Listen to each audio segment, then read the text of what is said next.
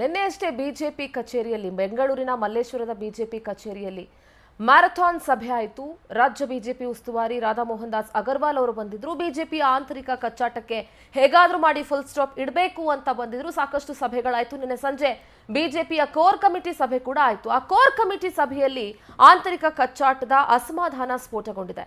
ಏನೇನಾಯ್ತು, ಯಾವ ರೀತಿ ಆಂತರಿಕ ಕಚ್ಚಾಟ ಈಗ ಮುನ್ನೆಲೆಗೆ ಬಂದಿದೆ, ಕೋರ್ ಕಮಿಟಿ ಸಭೆಯಲ್ಲಿ ಸಂಡೂರಿನ ಸೋಲಿನ ಬಗ್ಗೆ ಯಾಕೆ ಚರ್ಚೆ ಆಯಿತು, ಇದೆಲ್ಲದರ ಬಗ್ಗೆ ಕಂಪ್ಲೀಟ್ ಆಗಿ ಇವತ್ತಿನ ಪವರ್ ಫೋಕಸ್ ನಲ್ಲಿ ಚರ್ಚೆ ಮಾಡ್ತಾ ಹೋಗ್ತೀನಿ. ಇದೇ ಹೊತ್ತಿನ ವಿದೇಶ ಬಿಜೆಪಿ ಗಾಯಕ್ಕೆ ಬರೆ.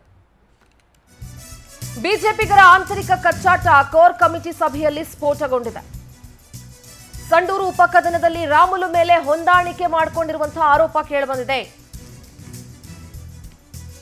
ತಮ್ಮ ಮೇಲಿನ ಆರೋಪಕ್ಕೆ ಮಾಜಿ ಸಚಿವ ಶ್ರೀರಾಮುಲು ಅವರು ಸಿಡಿದೆದ್ರು. ತಮ್ಮ ಮೇಲೆ ಸೇಡಿಗೆ ಜನಾರ್ದನ್ ರೆಡ್ಡಿ ಕುಮ್ಮಕ್ಕು ನೀಡಿದ್ದಾರೆ ಅಂತ ಬೇಸರ ಕೂಡ ಪಡ್ಕೊಂಡ್ರು. ರಾಜಕೀಯವಾಗಿ ನನ್ನನ್ನು ಮುಗಿಸೋದಕ್ಕೆ ರೆಡ್ಡಿ ಕಸರತ್ತು ಮಾಡ್ತಾ ಇದ್ದಾರೆ ಅಂತ ಆಕ್ರೋಶ ವ್ಯಕ್ತಪಡಿಸಿದ್ರು. ಪಕ್ಷವನ್ನೇ ತೊರೆಯುವ ಎಚ್ಚರಿಕೆಯನ್ನ ನೀಡಿದ್ರು ಮಾಜಿ ಸಚಿವ ರಾಮುಲು. ನಿಮಗೆ ಬೇಕಾದ್ರೆ ನಾನು ಇರ್ತೀನಿ, ಇಲ್ಲ ಅಂದ್ರೆ ನಾನು ಪಕ್ಷ ಬಿಟ್ಟು ಹೋಗ್ತೀನಿ, ಪಕ್ಷವನ್ನೇ ಬಿಡುವಂತಹ ಎಚ್ಚರಿಕೆಯನ್ನ ಮಾಜಿ ಸಚಿವ ರಾಮುಲು ನೀಡಿದ್ದಾರೆ. ಸರಣಿ ಸಭೆಗಳಲ್ಲಿ ಬಣ ಕಚ್ಚಾಟದ ಬಗ್ಗೆ ಕೇಳಿ ಉಸ್ತುವಾರಿ ಸುಸ್ತು. ನಿನ್ನೆ ಸರಣಿ ಸಭೆಗಳು ನಡೀತಲ್ಲ, ಈ ಬಣಗಳ ನಡುವಿನ ಕಚ್ಚಾಟವನ್ನ ಕೇಳಿ ದೆಹಲಿಯಿಂದ ಇಲ್ಲಿಗೆ ಬಂದಿದ್ದಂತಹ ರಾಜ್ಯ ಉಸ್ತುವಾರಿ ರಾಧಾ ಮೋಹನ್ ದಾಸ್ ಅಗರ್ವಾಲ್ ಅವರು ಫುಲ್ಲು ಸುಸ್ತಾಗ್ಬಿಟ್ಟಿದ್ರು. ಈಗ ರಾಮುಲು ಮತ್ತು ಜನಾರ್ದನ್ ರೆಡ್ಡಿ ವಾರ್ ಶುರುವಾಗಿದೆ. ಯಡಿಯೂರಪ್ಪ ಕುಟುಂಬ ಅಂದ್ರೆ ವಿಜೇಂದ್ರ ಮತ್ತೆ ಯತ್ನಾಳ್ನ ವಾರ್ ಒಂದ್ ಕಡೆ ಆದ್ರೆ, ಈಗ ಜನಾರ್ದನ್ ರೆಡ್ಡಿ ಹಾಗೆ ಶ್ರೀರಾಮುಲು ನಡುವಿನ ವಾರ್. ಸಂಡೂರು ಸೋಲಿಗೆ ರಾಮುಲುನೇ ಹೊಣೆ ಅಂತ ಹೇಳಿ ಪಟ್ಟಿ ಕಟ್ಬಿಟ್ರು ನಿನ್ನೆ. ರಾಜಕೀಯವಾಗಿ ನನ್ನ ಮುಗಿಸೋದಕ್ಕೆ ಕಸರತ್ತು ಮಾಡ್ತಾ ಇದ್ದಾರೆ ರೆಡ್ಡಿ ಅಂತ ಜನಾರ್ದನ ರೆಡ್ಡಿ ಆಕ್ರೋಶ ವ್ಯಕ್ತಪಡಿಸಿದ್ರು. ಶ್ರೀರಾಮುಲು ಜನಾರ್ದನ ರೆಡ್ಡಿ ವಿರುದ್ಧ ಆಕ್ರೋಶ ವ್ಯಕ್ತಪಡಿಸಿದ್ರು.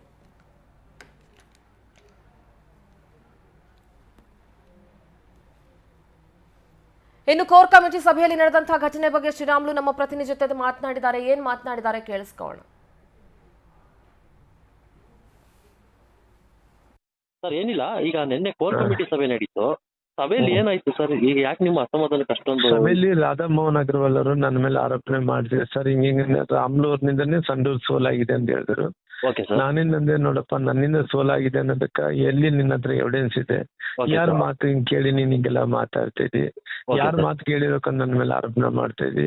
ಈ ರೀತಿ ಯಾರೋ ಹೇಳಿದಂತ ಮಾತು ನಿನ್ ಕೇಳಿ ನನ್ನ ಮೇಲೆ ಆರೋಪಣೆ ಮಾಡೋದು ತಪ್ಪಾಗುತ್ತೆ. ನಾನು ಪ್ರಾಮಾಣಿಕವಾಗಿ ಕೆಲಸ ಮಾಡಿದ್ದೆ. ರಾಜ್ಯಾಧ್ಯಕ್ಷರ ಕೇಳು, ರಾಜ್ಯಾಧ್ಯಕ್ಷರು ಕೂಡ ರಕ್ಷಣೆ ಮಾಡ್ಕೊಳ್ಳೋಂತ ಕೆಲಸ ಆಗ್ತಾ ಇಲ್ಲ. ಅವ್ರು ಮಾಡ್ಕೊಳಕ್ ಆಗ್ತಾ ಇಲ್ಲ ಅಂತ ಹೇಳಿದ್ರೆ ಎಲ್ಲೊಂದ್ ಕಡೆ ನನ್ನ ಮೇಲೆ ಎಲ್ಲ ಕಡೆ ಕೇಸ್ ಹಿಡ್ಕೊಂಡಿರ್ಬೇಕು. ಹಂಗಾಗಿ ನಾನು ರಕ್ಷಣೆ ಮಾಡ್ಕೊಳಕ್ ಆಗ್ಲಿಲ್ಲ. ಇವತ್ತು ರಾಮುಲು ಕೆಲಸ ಮಾಡಿಲ್ಲ ಅನ್ನೋದಕ್ಕ ಎಲ್ಲ ಮಾಧ್ಯಮಗಳಲ್ಲಿ ನೋಡ್ರಿ, ಮೊದಲನೇ ದಿನದಿಂದ ಕೊನೆ ದಿನ ತನಕ ಕೂಡ ಎಲೆಕ್ಷನ್ ಇತ್ತಂದ್ರು. ಒಂದೇ ದಿನ ಹಾವೇರಿಗೆ ಹೋದಂತ ನಾನು.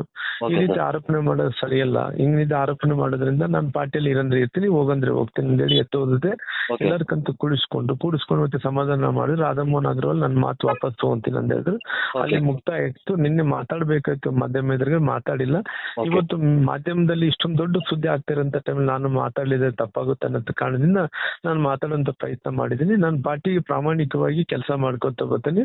ಪಾರ್ಟಿ ಸಲುವಾಗಿ ಯಾವತ್ತೂ ಕೂಡ ಕೆಲಸ ಮಾಡಿದ್ವಿ, ಮುಂದೆ ಕೂಡ ಕೆಲಸ ಮಾಡಿದ್ವಿ. ಎಲ್ಲಾ ವಿಚಾರಗಳನ್ನು ಕೂಡ ನಾನು ಡೆಲ್ಲಿ ನಾಯಕರ ಹತ್ರ ಹೋಗಿ, ಪ್ರೈಮ್ ಮಿನಿಸ್ಟರ್ ಹತ್ರ, ಅಮಿತ್ ಶಾ ಹತ್ರ, JP ನಡ್ಡಾ ಅವ್ರ ಜೊತೆ ಎಲ್ಲ ನನಗೆ ಬೇಕಾದಂತ ರಾಜನಾಥ್ ಸಿಂಗ್, ಗಡ್ಕರಿ ಎಲ್ಲರೂ ಕೂಡ ಹೇಳಿ ಬರೋಂತ ಕೆಲಸ ಮಾಡ್ತೀನಿ. ಅಲ್ಲ ಸರ್, ಈಗ ನೀವು ಸಭೆಯಲ್ಲಿ ನಿಮ್ಮ ಕೇಳಿದಂತ ಸಂದರ್ಭದಲ್ಲಿ ಈಗ ನಿಮ್ ಸಪೋರ್ಟ್ ಯಾರು ಬರ್ಲಿಲ್ವಾ ಸರ್ ಆ ಸಂದರ್ಭದಲ್ಲಿ? ವರ್ಷದಿಂದ ಇರ್ತಕ್ಕಂಥವ್ರು ಆಳೊಬ್ರು ಸರ್, ನನ್ ಎಲ್ಲರೂ ಕೂಡ ಬಂದ್ರು ಸರ್. ಎಲ್ಲರೂ ಕೂಡ ನಮ್ ಬೊಮ್ಮಾಯಿ ಅವರು, ನಂದು ಸದಾನಂದ ಗೌಡರು, ನಂದು CT ರವಿ ಅವರು, ನಂದು ಅಶೋಕ್ ಎಲ್ಲರಿಗೂ ನನ್ನ ಪರ ಇದ್ರು ಸರ್. ಒಂದೇ ಮಾತಾಡಿದ್ರು ಅಷ್ಟೇ ಬಿಟ್ಟು ರಾಜ್ಯಾಧ್ಯಕ್ಷರು ಅವ್ರು ಬಿಟ್ಟು ಬೇರೆ ಯಾರು ಕೂಡ ಎಲ್ಲರೂ ನನ್ನ ಪರವಾಗಿ ಬಂದಿರ್ತಾರೆ. ಅಗರ್ವಾಲ್ ರಾಜ್ಯಾಧ್ಯಕ್ಷರು ಒಂದೇ ನನ್ನ ಪರವಾಗಿ ಬಂದಿಲ್ಲ ಸರ್. ರಾಜ್ಯಾಧ್ಯಕ್ಷರಿಗೆ ಸರ್ ನಿಮ್ಮ ಮೇಲೆ ಸಿಟ್ಟು? ಅಲ್ಲ, ಏನ್ ಸಿಟ್ಟು ಅನ್ನೋದಕ್ಕಿಂತ ಅವ್ರು ಹೇಳ್ಬೇಕಾದ್ರೆ ರಕ್ಷಣೆ ಅವರೇ ಮಾಡ್ಬೇಕಾಯ್ತು. ಮಾಡಿಲ್ಲ ಅಂತ ಹೇಳಿದ್ರೆ ನನ್ನ ಮೇಲೆ ಅವ್ರು ಕೂಡ ಕೋಪ ಇರ್ಬೋದು ಅಂತ ಹೇಳಿ ತಿಳ್ಕೊಂಡಿದ್ದೀನಿ. ಇಷ್ಟಕ್ಕೆಲ್ಲ ಕಾರಣ ಯಾಕೆ ಸರ್? ಏನ್ ಕಾರಣ? ಯಾಕೆ ರೀಸನ್? ಅದೇ ರೀಸನ್ ಏನಂದ್ರೆ, ಎಲ್ಲೊಂದ್ ಕಡೆ ಜನಾರ್ದನ್ ರೆಡ್ಡಿ ಅವರು ಹೇಳ್ತಾ ಇರೋ ಕಾರಣ ಅವ್ರು ಕೇಳ್ತಾ ಇದಾರೆ ಸರ್. ಕೇಳ್ತಾ ಇರೋ ಕಾರಣ ಅವ್ರಿಗೂ ಈ ರೀತಿ ಮಾತಾಡ್ತಾ ಇದಾರೆ ಸರ್. ಅಲ್ಲ ಸರ್, ಈಗ ಜನಾರ್ದನ್ ರೆಡ್ಡಿ ನೀವು ಒಂಥರ ಸಹೋದರತ್ವ ಇದೆ ತುಂಬಾ. ಏನಿಲ್ಲ, ರಾಜಕಾರಣದಲ್ಲಿ ಯಾವತ್ತು ಕೂಡ ಬರಬೇಕು, ಹೋಗ್ಬೇಕು, ಒಳ್ಳೇದಾಗ್ಬೇಕಂತ ಬಯಸಿದ್ರು. ಇತ್ತೀಚೆಗೆ ಯಾಕೋ ಯಾಕೋ ನಮ್ಮ ಮೇಲೆ ಕೋಪ ಕೂಡ ಜಾಸ್ತಿ ಆಗಿದೆ. ನಮ್ಮೇಲೆ ಎಲ್ಲೊಂದ್ ಕಡೆ ಅವ್ರು ಸೋಲಿಸ್ತೀವಿ, ನಮ್ಮ ರಾಜಕಾರಣದಲ್ಲಿ ಮುಗಿಸ್ತೀವಿ ಅಂತ ಪ್ರಯತ್ನ ಮಾಡ್ತಾ ಇದಾರೆ. ಏನಾಗುತ್ತೆ ಆಗಲ್ರಿ, we can face it. Okay sir, ಹಂಗಾರೆ ನೀವು ಈಗ ಪಕ್ಷ ಗಿಕ್ಷ ಬಿಡೋ ಮಾತೇನಿಲ್ಲ ಸರ್ ನಿಮ್ದು? ಯಾವತ್ತೂ ಬಿಡಲ್ಲ ಸರ್, ಪಾರ್ಟಿ ಆಗ್ಬಿಡಕ್ಕಾಗುತ್ತೆ ಸರ್. Okay okay. ಇನ್ನು ಬಿಜೆಪಿಯಲ್ಲಿನ ಬಣ ಬಡದಾಟಕ್ಕೆ ಲಗಾಮ್ ಹಾಕೋದಕ್ಕೆ ಹೈ ಸೂತ್ರ. ಏನದು ಸೂತ್ರ ಹಾಗಾದ್ರೆ? ಬಿಜೆಪಿ ಬಣಗಳು ಕಚ್ಚಾಟ ಬಿಡಬೇಕು, ಒಗ್ಗಟ್ಟಾಗಿ ಸಾಗಬೇಕು. ಇದು ಸಾಧ್ಯ ಇದೆಯಾ? ರಾಜ್ಯ ಬಿಜೆಪಿಯ ಇವತ್ತಿನ ಪರಿಸ್ಥಿತಿಯನ್ನ ನೆನೆಸ್ಕೊಂಡಾಗ ಎರಡೂ ಬಣಗಳನ್ನ ಒಗ್ಗೂಡಿಸೋದಕ್ಕೆ ಹೈಕಮಾಂಡ್ ಟಾಸ್ಕ್ ಕೊಟ್ಟಿದೆ. ಭಿನ್ನಮತಕ್ಕೆ ಲಗಾಮ್ ಹಾಕೋದಕ್ಕೆ ತ್ರಿಮೂರ್ತಿಗಳಿಗೆ ಹೈ ಟಾಸ್ಕ್ ನೀಡಲಾಗಿದೆ. BL ಸಂತೋಷ್, ಪ್ರಹ್ಲಾದ್ ಜೋಶಿ, ಬಸವರಾಜ ಬೊಮ್ಮಾಯಿ ಸಂಧಾನ ಸೂತ್ರವನ್ನ ರೂಪಿಸಿ ಬಣಗಳನ್ನ ಒಗ್ಗೂಡಿಸಿ ಅಂತ ಈ ಮೂರು ಜನಕ್ಕೂ ಕೂಡ ಹೈಕಮಾಂಡ್ ಟಾಸ್ಕ್ ಕೊಟ್ಟಿದೆ. ಐ ಡೋಂಟ್ ನೋ ಎಷ್ಟು ಮಟ್ಟಿಗೆ ಈ ಟಾಸ್ಕ್ ವರ್ಕೌಟ್ ಆಗುತ್ತೆ ಅಂತ, ಎಷ್ಟು ಮಟ್ಟಿಗೆ ಈ ನಾಯಕರ ಮಾತುಗಳನ್ನ ಕೇಳ್ತಾರೆ. ಎರಡೂ ಬಣಗಳನ್ನ ಒಂದುಗೂಡಿಸೋದಕ್ಕೆ ಈ ಮೂರು ಜನ ನಾಯಕರಿಗೆ ಈಗ ಟಾಸ್ಕ್ ಕೊಡಲಾಗಿದೆ. ಅಂದ್ರೆ ಒಟ್ಟಾರೆಯಾಗಿ 2 ಬಣ ಇದೆಯೋ ಬಿಜೆಪಿಲಿ, 4 ಬಣ ಇದೆಯೋ ಗೊತ್ತಿಲ್ಲ. ಒಟ್ಟಾರೆ ಈ ಬಣ ಬಡಿದಾಟಕ್ಕೆ ಬ್ರೇಕ್ ಹಾಕಬೇಕು ಅಂತ ಸದ್ಯ ಈ 3 ಜನಕ್ಕೆ BL ಸಂತೋಷ್ ಇರ್ಬೋದು, ಪ್ರಹ್ಲಾದ್ ಜೋಶಿ ಇರ್ಬೋದು, ಬಸವರಾಜ ಬೊಮ್ಮಾಯಿ ಇರ್ಬೋದು, ಈ 3 ಜನಕ್ಕೂ ಕೂಡ ಹೈಕಮಾಂಡ್ ಟಾಸ್ಕ್ ಅನ್ನ ಕೊಟ್ಟಿದೆ. ಎಷ್ಟು ಮಟ್ಟಿಗೆ ಇದು ವರ್ಕೌಟ್ ಆಗುತ್ತೆ ಗೊತ್ತಿಲ್ಲ. ಯತ್ನಾಳ್ ಅವ್ರ ಟೀಮು ಕಂಟ್ರೋಲೇ ಇಲ್ಲ. ಇನ್ನು ಈ ಬಿಜೆಪಿ ಬಣಗಳ ನಡುವಿನ ಸಂಧಾನಕ್ಕೆ ಹೈಕಮಾಂಡ್ ಒಂದು ಸೂತ್ರವನ್ನ ರೂಪಿಸಿದೆ, ಒಂದು ಟಾಸ್ಕ್ ಅನ್ನ ಕೂಡ ಕೊಟ್ಟಿದೆ. ಹೇಗಾದ್ರೂ ಮಾಡಿ ಈ ಸಂಧಾನವನ್ನ ಮಾಡಲೇಬೇಕು, ನೀವು ಸಂಧಾನ ಸಕ್ಸಸ್ ಆಗೋದಕ್ಕೆ ಹೈಕಮಾಂಡ್ ಜನವರಿ 27ರ ತನಕ ಡೆಡ್ ಲೈನ್ ಕೊಟ್ಟಿದೆ. ಅಲ್ಲಿ ಇನ್ನೊಂದು 2-3 ದಿನದಲ್ಲಿ ಸಾಧ್ಯ ಇದೆಯಾ? ಖಂಡಿತವಾಗ್ಲೂ I don't think so it is possible ಅಂತ. ರಾಜ್ಯ ರಾಷ್ಟ್ರ ಮಟ್ಟದಲ್ಲಿ ಅರ್ಹತೆಗೆ ತಕ್ಕಂತೆ ಎಲ್ರಿಗೂ ಕೂಡ ಸ್ಥಾನಮಾನ ಕೊಡ್ತೀವಿ. ಉಭಯ ಬಣಗಳ ನಾಯಕರನ್ನ ಒಪ್ಪಿಸಿ ಸಂಧಾನಕ್ಕೆ ಸೂತ್ರವನ್ನ ಹೈಕಮಾಂಡ್ ರೂಪಿಸಿದೆ. ಈಗಾಗಲೇ ಅಖಾಡಕ್ಕೆ ಧುಮುಕಿ ಸಂಧಾನಕ್ಕೆ ಮುಂದಾಗಿದ್ದಾರೆ ತ್ರಿಮೂರ್ತಿಗಳು. ರಾಷ್ಟ್ರೀಯ ಸಂಘಟನಾ ಕಾರ್ಯದರ್ಶಿ BL ಸಂತೋಷ್, ಕೇಂದ್ರ ಸಚಿವರಾದಂತಹ ಪ್ರಹ್ಲಾದ್ ಜೋಶಿ, ಮಾಜಿ CM ಬೊಮ್ಮಾಯಿ, ಮಾಜಿ ಮುಖ್ಯಮಂತ್ರಿಗಳು ಹಾಗೆ ಹಾಲಿ ಸಂಸದರು ಆಗಿರುವಂತಹ ಬಸವರಾಜ ಬೊಮ್ಮಾಯಿ ಅವರು ಈಗ ಆಲ್ರೆಡಿ ಅಖಾಡಕ್ಕೆ ಇಳಿದಿದ್ದಾರೆ. ಹೈಕಮಾಂಡ್ ಸಂಧಾನ ಸೂತ್ರವನ್ನ ರೆಬಲ್ ಲೀಡರ್ ಯತ್ನಾಳ್ ಅವರು ಒಪ್ಕೊಳ್ತಾರ? ಯತ್ನಾಳ್ ಬಣದಲ್ಲಿನ ನಾಯಕರು ಎಲ್ಲರೂ ಕೂಡ ಸಂಧಾನಕ್ಕೆ ಸ್ಪಂದಿಸ್ತಾರ ಅನ್ನೋದು ಇಲ್ಲಿ ಬಹಳ ಮುಖ್ಯ ಆಗತ್ತೆ. ರಾಜ್ಯ ರಾಷ್ಟ್ರ ಮಟ್ಟದಲ್ಲಿ ಯಾರ್ಯಾರ ಅರ್ಹತೆ ಏನೇನಿದೆಯೋ ಅದಕ್ಕೆ ತಕ್ಕಂತೆ ಎಲ್ರಿಗೂ ಕೂಡ ಸ್ಥಾನಮಾನಗಳನ್ನ ನಾವು ಕೊಡ್ತೀವಿ ಅಂತ ಹೇಳಿ ಉಭಯ ಬಣಗಳನ್ನ ಅಥವಾ ಉಭಯ ಬಣಗಳ ನಾಯಕರನ್ನ ಒಪ್ಪಿಸಿ ಸಂಧಾನಕ್ಕೆ ಸೂತ್ರವನ್ನ ಹೈಕಮಾಂಡ್ ರೂಪಿಸಿದೆ. ಆದರೆ ಎಷ್ಟರ ಮಟ್ಟಿಗೆ ಇದು ವರ್ಕೌಟ್ ಆಗುತ್ತೆ ಗೊತ್ತಿಲ್ಲ. ಸೋಕಾಲ್ಡ್ ಶಿಸ್ತಿನ ಪಕ್ಷ ಅನ್ನುವಂಥ ಮಾತು ಈಗ ಆ ಪಕ್ಷಕ್ಕೆ ಇಮೇಜ್ ಇದೆಯಲ್ಲ, ಆ ಪಕ್ಷದ ಇಮೇಜ್ ಅದು ಡ್ಯಾಮೇಜ್ ಆಗ್ತಾ ಇದೆ. ಬಣ ಕಚ್ಚಾಟ ನಿಲ್ಲದೆ ಇದ್ರೆ ವರಿಷ್ಠರ ಬಗ್ಗೆ ಪ್ರಶ್ನೆ ಮೂಡುತ್ತೆ. ಎಂಥ ಹೈಕಮಾಂಡ್ ಅಪ್ಪ ಇದು? ದೆಹಲಿಯಲ್ಲಿರುವಂತಹ ದೊಡ್ಡ ಹೈಕಮಾಂಡ್ ಬಿಜೆಪಿದು, ಅಲ್ಲಿಗೂ ಕೂಡ ಇವರು ಸೊಪ್ಪಾಕ್ಲಿಲ್ವಾ ಅನ್ನುವಂಥ ಮಾತು ಬರುತ್ತೆ. ಇದೆಲ್ಲ ಪ್ರಶ್ನೆಗಳು ಇರುವಾಗ ಬಿಜೆಪಿಯಲ್ಲಿ ಏನಾಗ್ತಾ ಇದೆ? ಈ ಬಣ ರಾಜಕೀಯಕ್ಕೆ ಹೀಗಾದ್ರೂ ಲಗಾಮ್ ಹಾಕೋದಕ್ಕೆ ಹೈಕಮಾಂಡ್ ಸೂತ್ರ ರೂಪಿಸ್ತಾ ಇದೆಯಲ್ಲ, ಇದು ಸಕ್ಸಸ್ ಆಗುತ್ತಾ? ಬಿಜೆಪಿ ಬಣ ಬಡಿದಾಟಕ್ಕೆ ಲಗಾಮ್ ಹಾಕೋದಕ್ಕೆ ಸರಣಿ ಸಭೆಗಳಾಗ್ತಾ ಇದ್ದಾವೆ. ಸರಣಿ ಸಭೆಯನ್ನ ರಾಜ್ಯ ಉಸ್ತುವಾರಿ ರಾಧಾ ಮೋಹನ್ ದಾಸ್ ನಡೆಸಿದ್ದಾರೆ. ಬ್ಯಾಕ್ ಟು ಬ್ಯಾಕ್ 4 ಸಭೆಗಳು, ಕೆಲವರ ಜೊತೆ ಪ್ರೈವೇಟ್ ಆಗಿ ಅಂದ್ರೆ ಪ್ರತ್ಯೇಕವಾಗಿ 1-to-1 ಮಾತುಕತೆಯನ್ನ ಕೂಡ ನಡೆಸಿದ್ದಾರೆ. ಯತ್ನಾಳ್ ಬಣದ ಶಾಸಕರು ಮತ್ತು ವಿಜೇಂದ್ರ ಆಪ್ತರ ಜೊತೆ ಸಭೆ ಮಾಡ್ತಾರೆ. ಎಲ್ಲ ಸಭೆಗಳಲ್ಲೂ ಕೂಡ ಒಂದಷ್ಟು ಗೊಂದಲ, ಬಣ ಬಡಿದಾಟದ ಬಗ್ಗೆನೇ ಚರ್ಚೆ. ಪಕ್ಷದ ಶಾಸಕರು ಮತ್ತು ಸಂಸದರ ಜೊತೆಯಲ್ಲಿ ಸುದೀರ್ಘ ಮೀಟಿಂಗ್ ಮಾಡಿದ್ದಾರೆ. ರಾಜ್ಯ ಬಿಜೆಪಿ ಕೋರ್ ಕಮಿಟಿ ಜೊತೆಗೂ ಕೂಡ ರಾಧಾ ಮೋಹನ್ ದಾಸ್ ಅಗರ್ವಾಲ್ ಅವರು ಸಭೆ ನಡೆಸಿದ್ದಾರೆ. ಎಲ್ಲ ನಡೆದಂತ ಎಲ್ಲ ಸಭೆಗಳಲ್ಲೂ ಕೂಡ ಒಂದಷ್ಟು ಕನ್ಫ್ಯೂಷನ್ಸು, ಇನ್ನು ಮತ್ತೆ ಬಣ ಬಡಿದಾಟದ ಬಗ್ಗೆನೇ ಚರ್ಚೆ ಬಿಟ್ರೆ ಬೇರೇನೂ ಇಲ್ಲ. ಶಾಸಕರು ಮತ್ತು ಕೋರ್ ಕಮಿಟಿ ಸಭೆಯಲ್ಲಿ ರಾಜ್ಯ ಉಸ್ತುವಾರಿ ರಾಧಾ ಮೋಹನ್ ದಾಸ್ ಅವರು ಸಿಡಿದಿದ್ರು. ಯಾರಿಗೆ ತಾನೇ ಪೇಷನ್ಸ್ ಇರುತ್ತೆ? ಮೇಲಾಗಿ ಅವರು ದೆಹಲಿಲಿರೋರು, ಇಲ್ಲಿನ ರಾಜಕಾರಣದ ಬಗ್ಗೆ ಅವ್ರಿಗೆ ಕಂಪ್ಲೀಟ್ ಪಿಕ್ಚರ್ ಸಿಗದೇ ಇರಬಹುದು, ಅಥವಾ ರಾಜ್ಯದ ಬಿಜೆಪಿ ನಾಯಕರ ಮನಸ್ಥಿತಿಗಳು, ಅವರ ಪರಿಸ್ಥಿತಿಗಳು, ಇದ್ರ ಬಗ್ಗೆ ಅವ್ರಿಗೆ ಕಂಪ್ಲೀಟ್ ಪಿಕ್ಚರ್ ಇಲ್ಲದೆ ಇರಬಹುದು.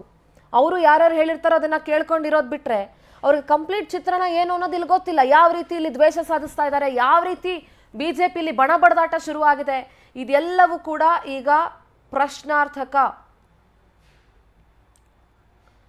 ನಮ್ಮ ಜೊತೆಗೆ ಚರ್ಚೆಯಲ್ಲಿ ಸದ್ಯ ಬಿಜೆಪಿ ವಕ್ತಾರರಾಗಿರುವಂತಹ ಅಶೋಕ್ ಗೌಡ್ರು ಜಾಯ್ನ್ ಆಗಿದ್ದಾರೆ. ಅಶೋಕ್ ಜಿ, ನಮಸ್ತೆ, ಕಾರ್ಯಕ್ರಮಕ್ಕೆ ಸ್ವಾಗತ. ನಮಸ್ಕಾರ. ಜೊತೆಗೆ ಹಿರಿಯ ಪತ್ರಕರ್ತರು ಬಸವರಾಜ್ ಇಟ್ನಾಳ್ ಸರ್ ಇದ್ದಾರೆ. ಸರ್ ನಮಸ್ತೆ, ಕಾರ್ಯಕ್ರಮಕ್ಕೆ ಸ್ವಾಗತ.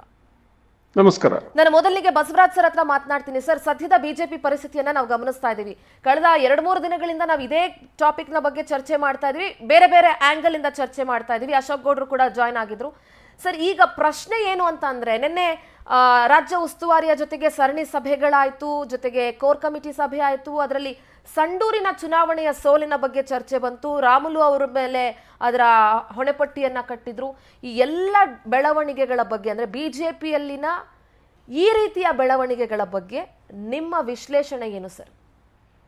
ಈಗ ನಿನ್ನೆಯ ಸಭೆಯಲ್ಲಿ ಈ ಸಂಡೂರಿನ ಸೋಲಿನ ಜವಾಬ್ದಾರಿ ಬಗ್ಗೆ ಚರ್ಚೆ ಆಯ್ತು.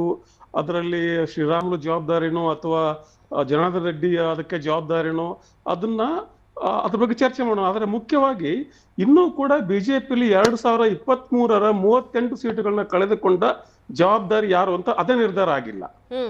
ಇಷ್ಟು ಬೇಗ ಒಂದು ಸಭೆಯಲ್ಲಿ ರಾಧಾ ಮೋಹನ್ ದಾಸ್ ಅಗರ್ವಾಲ್ ಅವರು ಬಂದು ಶ್ರೀರಾಮುಲು ನೀನೇ ಜವಾಬ್ದಾರಿ ಅಂತ ಹೇಳಿದ್ರೆ ಏನಾಗುತ್ತೆ ಅಂದ್ರೆ ಜನಾರ್ದನ್ ರೆಡ್ಡಿಗೆ ಉಸ್ತುವಾರಿ ಕೊಟ್ಟಿದ್ರು. ಆಮೇಲೆ ಜನಾರ್ದನ್ ರೆಡ್ಡಿ ಕಳೆದ ಚುನಾವಣೆಯಲ್ಲಿ ಕಳೆದ ಚುನಾವಣೆಯಲ್ಲಿ ಒಂದು ಪ್ರಾದೇಶಿಕ ಪಕ್ಷ ಮಾಡಿದ್ರು. ಅವರು ಕಲ್ಯಾಣ ಕರ್ನಾಟಕ ರೀಜನ್ ಎಂತದ್ದು ಪ್ರಾದೇಶಿಕ ಪಕ್ಷ ಅಂತ ಮಾಡಿದ್ರು ಅವರು.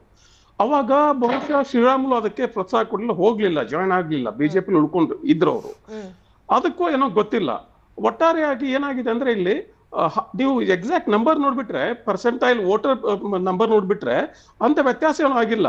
ಅವಾಗ ಏನಾಗಿತ್ತು ಅಂದ್ರೆ ತುಕಾರಾಮ್ ಗೆದ್ದಾಗ ಬಿಜೆಪಿ 29% ಇತ್ತು. ಆಮೇಲೆ ಈ ಜನಾರ್ದನ್ ರೆಡ್ಡಿ ಅವರ ಪಕ್ಷ 18% ಇತ್ತು. ಈಗ ನೋಡಿದ್ರೆ 48% ಅದು ತಗೊಂಡಿದ್ದಾರೆ ಅವರು. ಈಗ ಉಪಚುನಾವಣೆಯಲ್ಲಿ ಏನಾಗಿದೆ, ಕಾಂಗ್ರೆಸ್ ಪರ್ಸೆಂಟೇಜ್ ಜಾಸ್ತಿ ಆಗಿದೆ. ನಿಯರ್ಲಿ 52% ವೋಟಿಂಗ್ ಔಟ್ ಮಾಡ್ಕೊಂಡಿದ್ದಾರೆ. ಗ್ಯಾರಂಟಿಗಳು ಇರಬಹುದಲ್ವಾ ಸರ್? ಇರಬಹುದು. ಮತ್ತೆ ಆಮೇಲೆ ಸಾಮಾನ್ಯವಾಗಿ ಆಡಳಿತ ಪಕ್ಷಕ್ಕೆ ಉಪಚುನಾವಣೆಯಲ್ಲಿ ಜನ ಜಾಸ್ತಿ ಒಲವು ತೋರಿಸ್ತಾರೆ. ಒಂದು ಇನ್ನೊಂದೇನಂದ್ರೆ ಸಿಂಧೂರದಲ್ಲಿ ವಿಚಿತ್ರ ಏನಂದ್ರೆ, ಅಕಸ್ಮಾತ್ ಇಲ್ಲಿ ಬಿಜೆಪಿ ಗೆದ್ದು ಬಿಟ್ಟಿದ್ರೆ ಅದ್ರ ಶ್ರೇಯಸ್ ಯಾರಿಗೆ ಹೋಗ್ತಿತ್ತು? ಜನಾರ್ದನ್ ರೆಡ್ಡಿ, ಶ್ರೀರಾಮುಲು. ಈಗ ಸೋಲಿನ ಜವಾಬ್ದಾರಿ ಅವ್ರಿಗೆ ಕೊಟ್ಟು ಅದೊಂದು ಸಭೆಯಲ್ಲಿ ಈ ತರ ಅಂದ್ರೆ ಇದು ಗೆದ್ದಿದ್ರೆ ಒಬ್ರು ಕ್ರೆಡಿಟ್ ಹೋಗ್ತಾ ಇತ್ತು. ಈಗ ಸೋತಿದ್ದಕ್ಕೆ ರಾಮುಲು ಅವರು ಒಳ ಒಪ್ಪಂದ ಮಾಡ್ಕೊಂಡು ಸೋಲ್ಸಿದ್ದಾರೆ ಅನ್ನೋ ರೀತಿ ಮಾತಾಡ್ತಾ ಇದ್ದಾರೆ. ಇದಷ್ಟೇ ಅಲ್ಲ, ಇದ್ರ ಜೊತೆಗೆ ನಿನ್ನೆ ಸಭೆಯಲ್ಲಿ ಅನೇಕ ವಿಚಾರಗಳು ಹೊರಗೆ ಬಂದು, ಈ ಅಶ್ವಥ್ ನಾರಾಯಣ ಮತ್ತು ವಿಜೇಂದ್ರ ಅವರ ನಡುವೆ ವಾದ, ಈ ಬೆಂಗಳೂರು ಉತ್ತರ ಜಿಲ್ಲಾ ಅಧ್ಯಕ್ಷರ ವಿಚಾರದಲ್ಲಿ, ಹಾಗೇನೆ ಈ ಯತ್ನಾಳ್ ಬಣ ಅಂತೂ ಮೀಟಿಂಗ್ ಬಂದೇ ಇಲ್ಲ. ಹೀಗಾಗಿ ಬಿಜೆಪಿಯಲ್ಲಿ ಅತ್ಯಂತ ದೊಡ್ಡ ಒಂದು ಲೀಡರ್ಶಿಪ್ ಕ್ರೈಸಿಸ್ ಈಗ ಇದೆ ಅಂತ ಮೇಲ್ನೋಟಕ್ಕೆ ಕಾಣುತ್ತೆ. Okay right sir. ಅಶೋಕ್ ಗೌಡ್ರ ಹತ್ರ ಮಾತನಾಡ್ತೀನಿ. ಅಶೋಕ್ ಗೌಡ್ರೆ, ನಿಮ್ ಪಕ್ಷದಲ್ಲಿ ಯಾಕೆ ಹಿಂಗ ಆಗ್ತಾ ಇದೆ ನನ್ಗೆ ಅರ್ಥ ಆಗ್ತಲ್ಲ. ನೀವು ಸಾವಿರ ಹೇಳ್ಬೋದು, ಆಡಳಿತ ಪಕ್ಷ ಅದರಲ್ಲಿ ಬಣ ಬಡಿದಾಟ ಇಂಪ್ಯಾಕ್ಟ್ ಆಗುತ್ತೆ ಸೊಸೈಟಿ ಮೇಲೆ ಅಂತ ನೀವು ಹೇಳ್ಬೋದು. ಈ ಹಿಂದೆನೂ ಹೇಳಿದ್ರಿ ನಮ್ಮ ಪಕ್ಷದ ಬಣ ಬಡಿದಾಟ ಸೊಸೈಟಿ ಮೇಲೆ ಇಂಪ್ಯಾಕ್ಟ್ ಆಗಲ್ಲ ಅಂತ ನೀವು ಹೇಳ್ಬೋದು. ಸೊಸೈಟಿ ಮೇಲೆ ನಿಮ್ಮ ಪಕ್ಷದ ಬಣ ಬಡಿದಾಟ ಇಂಪ್ಯಾಕ್ಟ್ ಆಗದೆ ಇರಬಹುದು, ಆದ್ರೆ ನಿಮ್ಮ ಪಕ್ಷಕ್ಕಾದ್ರೂ ಅದು ಇಂಪ್ಯಾಕ್ಟ್ ಆಗ್ತಾ ಇದೆ, ಆಗುತ್ತೆ ಅನ್ನೋದಂತೂ ಸತ್ಯ ಅಲ್ವಾ? ನಾನು ಆವತ್ತು ಸ್ಪೆಸಿಫಿಕ್ ಆಗಿ ಹೇಳಿದ್ದೀನಿ, ಏನಾಗ್ತದೆ ಅಂದ್ರೆ ಯಾರೇ ಇಬ್ರು ನಾಯಕರುಗಳು ಒಂದಷ್ಟು ಗೊಂದಲಗಳನ್ನ ಈಡು ಮಾಡಿದಾಗ ಖಂಡಿತವಾಗ್ಲೂ ಕಾರ್ಯಕರ್ತರು ಏನಾಗ್ತದೆ ಒಂದ್ ಸ್ವಲ್ಪ ಗೊಂದಲಕ್ಕೆ ಈಡಾಗ್ತಾರೆ. ಅದೇನು ಸತ್ಯಕ್ಕೆ ದೂರವಾದ ಮಾತೇನಲ್ಲ, ಸತ್ಯನೇ. ಆದ್ರೆ ಅದಕ್ಕಿಂತ ಇಂಪಾರ್ಟೆಂಟ್ ಏನು ಅಂತಂದ್ರೆ, ನಮ್ಮ ಈ ಕಾರ್ಯಕರ್ತರು ಏನಿದ್ದಾರೆ, ನಮ್ಮ ಪಕ್ಷದ ಕಾರ್ಯಕರ್ತರು ಪ್ರತಿಯೊಬ್ರು ಸಹ ಸಿದ್ಧಾಂತ ನಂಬಿ ಬಂದಿರ್ತಕ್ಕಂಥವ್ರು. 98% ಆಫ್ ಜನ, ನೀವು ಯಾರನ್ನೇ ಹೋಗಿ ಕೇಳಿ ಯಾರು ನಿಮ್ಗೆ ನಾಯಕರು ಯಾರು ಅಂತ ಕೇಳಿದ್ರೆ 2% ಜನ ಮಾತ್ರ ಹೇಳ್ಬೋದು ನಮ್ಗೆ ಇಂಥವ್ರ ನಾಯಕರು ಅಂತ ಹೇಳಿ. ಆದ್ರೆ 98% ಆಫ್ ಜನ ಏನ್ ಬಿಜೆಪಿನಲ್ಲಿ ಇದ್ದಾರೆ ಅವ್ರು ಎಲ್ಲರೂ ಸಹ ಸಿದ್ಧಾಂತ ನಂಬಿ ಬಂದಿದ್ದಾರೆ. ಆ ಸಿದ್ಧಾಂತ ಭಾರತದ ಸಂಸ್ಕೃತಿಯ ಸಿದ್ಧಾಂತ ಇರ್ಬೋದು, ಅಥವಾ ನಮ್ಮ ಈ ಕಾರ್ಯವೈಖರಿಯ ಸಿದ್ಧಾಂತ ಇರ್ಬೋದು. ಅಂದ್ರೆ ಯಾವ ರೀತಿ ನಾವು ಭಾರತವನ್ನು ಭಾರತೀಯತೆಯಲ್ಲಿ ಮೂಡಿಸ್ತಕ್ಕಂತ ಸಿದ್ಧಾಂತ ಇರ್ಬೋದು, ಅಥವಾ ಇನ್ಯಾರೋ ಒಬ್ರು ನಮ್ಮ ವಾಜಪೇಯಿ ಅವ್ರ ಸರ್ಕಾರದ ಅವಧಿನಲ್ಲಿ ಮಾಡಿದಂತ ಡೆವಲಪ್ಮೆಂಟ್, ಅಥವಾ ನರೇಂದ್ರ ಮೋದಿ ಅವ್ರ ಸರ್ಕಾರದಲ್ಲಿ ಆಗ್ತಿರ್ತಕ್ಕಂತಹ ಡೆವಲಪ್ಮೆಂಟ್ ಎಲ್ಲ ನೋಡಿ ಬಂದಿರ್ತಕ್ಕಂಥ ಅದರ ಸಿದ್ಧಾಂತನ ನೋಡಿ ಬಂದಿರ್ತಾರೆ. ಆದ್ರೆ 2% ಯಾರಿರ್ತಾರೆ ಅಂತವರು ನಮಗೆ ನಾಯಕರು ಇಂಥವರು ಅಂದ್ರೆ XYZ ಅಂತ ಅನ್ಬಿಟ್ಟು ಇರ್ಬೋದು. ಆದ್ರೆ ಇಂತಹ ಒಂದು ನಾಯಕತ್ವ ಫಾಲೋ ಮಾಡಿಸಿ ಯಾರಿರ್ತಾರೆ ಅಂತವ್ರು ಯಾರಾದ್ರೂ ಒಬ್ರು 2% ಜನ ಆ ಕಡೆ ಈ ಕಡೆ ಗೊಂದಲಕ್ಕೆ ಈಡಾಗ್ಬೋದೇ ಹೊರತು 98% ಜನ ಗೊಂದಲಕ್ಕೆ ಈಡಾಗುವುದಿಲ್ಲ. ಈಗ ಬಹಳ ವಿಸ್ತೃತವಾಗಿ ಚರ್ಚೆ ಮಾಡ್ತಾ ಹೋಗೋಣ, ಯಾಕಂದ್ರೆ ಲಿಮಿಟೆಡ್ ಟೈಮ್ ಇರೋದ್ರಿಂದ. ನಾನೀಗ ಕಾಂಗ್ರೆಸ್ ಅಲ್ಲಿ ಹಂಗೆ ನಿಮ್ಮಲ್ಲಿ ಯಾಕೆ ಹಿಂಗೆ ಅಂತ I am not comparing or not I will do that. ನಾನು ಕಂಪೇರ್ ಮಾಡಲ್ಲ. ಕ್ಲಿಸ್ಟಲ್ ಕ್ಲಿಯರ್ ಆಗಿ ಕೇವಲ ಬಿಜೆಪಿ ಯಾಕೆ ಈ ಹಂತಕ್ಕೆ ಬಂತು, ಯಾಕೆ ರಾಜ್ಯ ಬಿಜೆಪಿ ಈ ರೀತಿಯಾದಂಥ ವರ್ತನೆ ತೋರ್ತಾ ಇದೆ, ಯಾಕೆ ಒಳಗಿರುವಂಥ ನಾಯಕರ ನಡುವೆ ಈ ಒಮ್ಮತ ಮೂಡ್ತಾ ಇಲ್ಲ, from where it has got started ಅವ್ರು ಏನು ಅನ್ನೋದನ್ನ ನಾವು ಚರ್ಚೆ ಮಾಡ್ತಾ ಹೋಗೋಣ. ಏನ್ ಅನ್ಸುತ್ತೆ, ಯಾಕೆ ಈ ರೀತಿಯಾದಂತ ಗೊಂದಲ, ಹೈಕಮಾಂಡ್ ಮಾತಿಗೆ ಸೆಡ್ ಹೊಡೆಯೋ ಅಂತದ್ದು, ಈ ಬಣಗಳನ್ನ ಏನಕ್ಕಾಯ್ತು, ಈ ಗ್ರೂಪಿಸಂ ಯಾಕೆ? ಒಂದು ಈ ಸಿದ್ಧಾಂತನ ನಂಬ್ಕೊಂಡು ಬಂದಂತ ಕಾರ್ಯಕರ್ತರು ಯಾರು ಇರ್ತಾರೆ ಅವ್ರಿಗೆ ಕ್ಲಾರಿಟಿ ಇರುತ್ತೆ. ಅದು ಏನಾಗಿದೆ, ನಮ್ಮ ಪಕ್ಷದ ಎಕ್ಸ್ಪಾನ್ಷನ್ ಅಲ್ಲಿ ಅನೇಕ ಜನ ಹೊರಗಡೆಯವರು ಬರ್ತಾರೆ. ಅವರು ಬೇರೆ ಬೇರೆ ಪಕ್ಷಗಳು ಆ ಸಿದ್ಧಾಂತಗಳನ್ನ ನಂಬ್ಕೊಂಡಿದ್ದಂತವ್ರು ಪಕ್ಷಕ್ಕೆ ಬಂದಾಗ ಒಂದ್ ಸ್ವಲ್ಪ ಅವ್ರಿಗೆ ಇಲ್ಲಿ ಒಕ್ಕೊಳ್ಳೋದ್ ಕಷ್ಟ, ಯಾವ್ದೋ ಒಂದು XYZ ರೀಸನ್ ಅಲ್ವಾ ಹಾಗಿದ್ದಾಗ. ಇಲ್ಲ ಏನಾಗ್ತದೆ ಅಂತಂದ್ರೆ ಅಂತವ್ರಿಗೆ ಅವ್ರಿಗೆ ಅರ್ಥ ಆಗ್ಬಿಡ್ಬೇಕು. ಈಗ ಉದಾಹರಣೆಗೆ ಡೈರೆಕ್ಟ್ ಆಗಿ ಹೇಳ್ಬೇಕು ಅಂದ್ರೆ ಎಸ್ ಟಿ ಸೋಮಶೇಖರ್ ಇರ್ಬೋದು, ಅಥವಾ ಇನ್ನೊಬ್ರು ನಮ್ಮ ಯಲ್ಲಾಪುರ ಶಾಸಕರು ಇರ್ಬೋದು, ಇವ್ರಿಗೆಲ್ಲ ಏನಾಗ್ತದೆ ಅಂತಂದ್ರೆ ಅವ್ರಿಗೆ ಐದರ್ ಅವ್ರಿಗೆ ಅನ್ಸ್ಬೇಕು ನಾವು ಒಕ್ಕೊಳ್ಬೇಕು, ಇಲ್ಲಾಂದ್ರೆ ಬಿಟ್ಟೋಗ್ಬಿಡ್ಬೇಕು. ಈ ಅಂತರ್ ಪಿಸಾಚಿಗಳಾಗಿರ್ಬಾರ್ದು. ಅಂದ್ರೆ ಅವ್ರು ನಾನ್ ಬಿಜೆಪಿ ಸಿದ್ಧಾಂತ ನಾನು ಒಪ್ಕೊಳ್ತೀನ ಅಥವಾ ಒಪ್ಕೊಳ್ಳೋದಿಲ್ವಾ, ಅವ್ರ ಕ್ಲಾರಿಟಿ ಆಗಿರ್ಬೇಕು.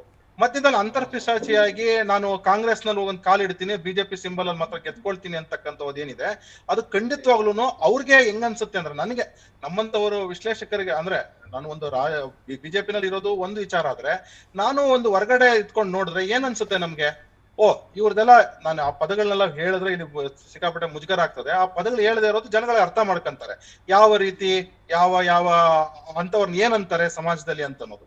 ಅಂದ್ರೆ ಈಗ ಯಾರ್ಯಾರು ಪದವಿಗಳನ್ನ ಕೇಳಬೇಕು ಅದಕ್ಕೊಂದು ಪ್ಲಾಟ್ಫಾರ್ಮ್ ಇದೆ. ಆ ಪ್ಲಾಟ್ಫಾರ್ಮ್ ಬಿಜೆಪಿನಲ್ಲಿ ಸ್ಪಷ್ಟವಾಗಿದೆ. ಲೈನ್ ಆಫ್ ಕಮಾಂಡ್ ಏನಿದೆ, ಲೈನ್ ಆಫ್ ಇದೇನಿದೆ ಅದು ಕ್ಲಾರಿಟಿ ಇದೆ.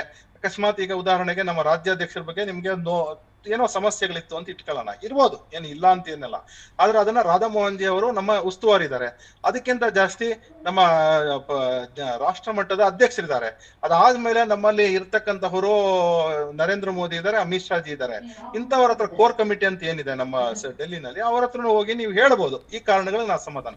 ಆದ್ರೆ ಜಸ್ಟ್ ಬಿಕಾಸ್ ವಿಜಯೇಂದ್ರ ಅವರು ಏಜ್ ವಯಸ್ಸೋ ಅಥವಾ ಯಡಿಯೂರಪ್ಪನವ್ರ ಮಗ ಅಂತನೋ ನಮ್ಗೆ ಅಸಮಾಧಾನ ಅಂತಂದ್ರೆ ಖಂಡಿತವಾಗ್ಲೂ ಅದು ಒಪ್ಪೋದಿಕ್ ಸಾಧ್ಯ ಇಲ್ಲ. ಯಾಕೆ ಅಂತಂದ್ರೆ ವಿಜಯೇಂದ್ರ ಅವರ ಎಫಿಷಿಯನ್ಸಿ ಮತ್ತು ಎಫೆಕ್ಟಿವ್ನೆಸ್ ಏನಿದೆ ಇಡೀ ರಾಜ್ಯದಲ್ಲಿ, ಅದು ನಾವು ಸರ್ಕಾರದಲ್ಲಿದ್ದಾಗ ಬೈ ಎಲೆಕ್ಷನ್ಸ್ ಆಗಿರ್ಬೋದು ಅಥವಾ ನಮ್ಮ ಯಾವ್ಯಾವ ಚಟುವಟಿಕೆಗಳಲ್ಲಿ ವಿಜಯೇಂದ್ರ ಅವರು ತೊಡಗಿದ್ದಾರೆ ಆ ಎಲ್ಲಾ ಚಟುವಟಿಕೆಗಳು ಯಶಸ್ವಿಯಾಗಿ ನಿಭಾಯಿಸ್ತಕ್ಕಂಥ ಕೆಲಸ ಅವ್ರು ಮಾಡ್ತಾ ಇದ್ದಾರೆ. ಯಾರೋ ಒಬ್ಬ ನಾಯಕರುಗಳಿಗೆ ಉದಾಹರಣೆಗೆ ಅವ್ರು ಯಾವ್ದೋ ಪಕ್ಷದಿಂದ ಬಂದಿದ್ದಾರೆ.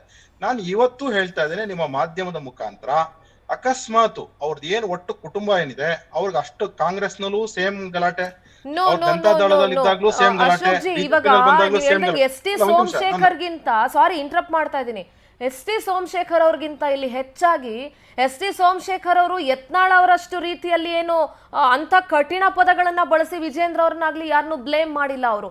ಆದ್ರೆ ಯತ್ನಾಳ್ ಅಂಡ್ ಟೀಮ್ ಇದೆಯಲ್ಲ, ರಮೇಶ್ ಜಾರಕಿಹೊಳಿ ಅವ್ರು ಏನಂದ್ರು, ವಿಜೇಂದ್ರ ಅವ್ರನ್ನ ಬಚ್ಚ ಅಂತ ಕರೆದ್ರು. ಒಂದು ರಾಜ್ಯದ ರಾಜ್ಯಾಧ್ಯಕ್ಷ, ಒಂದು ಪಕ್ಷದ ರಾಜ್ಯಾಧ್ಯಕ್ಷನಿಗೆ can they use that kind of words? ನಾನು ಅದನ್ನೇ ಹೇಳಕ್ ಹೊರಟೆ. ನಾನು ಅದನ್ನೇ ಏನ್ ಹೇಳಿಕ್ ಹೊರಟೆ ಅಂದ್ರೆ, ಅವ್ರು ಕಾಂಗ್ರೆಸ್ ನಲ್ಲಿ ಇದ್ದಾಗ ಅಥವಾ ಬಿಜೆಪಿ ನಲ್ಲಿ ಇದ್ದಾಗ ಅಥವಾ ಜನತಾದಳದಲ್ಲಿ ಇದ್ದಾಗ ಏನ್ ಅವರ ಒಂದು ದೊಡ್ಡ ಕುಟುಂಬ ಅಂತ ಏನ್ ಅನ್ಕೊಂಡು ರಾಜಕಾರಣದಲ್ಲಿ ತುಂಬಾ ದೊಡ್ಡದಾಗಿ ಬೆಳೆದಿದ್ದಾರೆ, ಅವ್ರಿಗೆ ಅರ್ಥ ಮಾಡ್ಕೊಬೇಕು. ನಾವು ಪ್ರತಿ ಪಕ್ಷದಲ್ಲಿ ಇದ್ದಾಗ್ಲೂ ಸಹ ನಾವ್ ಈ ರೀತಿ ಗೊಂದಲಗಳನ್ನ, ಕಾಂಗ್ರೆಸ್ ನಲ್ಲಿ ಅವ್ರದ್ದು ಒಂದು CM ಹೆಸರು ಓಡುತ್ತೆ, ಬಿಜೆಪಿಗೆ ಬಂದಾಗ ಅಧ್ಯಕ್ಷರ ಬಗ್ಗೆ ಈ ರೀತಿ ಮಾತಾಡ್ತಾರೆ. ನಾವ್ ಈ ರೀತಿ ಮಾತಾಡಿದಾಗ ನಮ್ಮ ಪರಿವಾರದ ಹೆಸರು ಸ್ಟೇಕ್ ಅಲ್ಲಿ ಇದೆ ಅಂದ್ರೆ ನಮ್ಮನ್ನ ಯಾರು ಟ್ರಸ್ಟ್ ಮಾಡಲ್ಲ ಇನ್ ಮುಂದೆ ಅಂತಕ್ಕಂಥದ್ದು ಅವ್ರು ಅರ್ಥ ಮಾಡ್ಕೊಬೇಕು.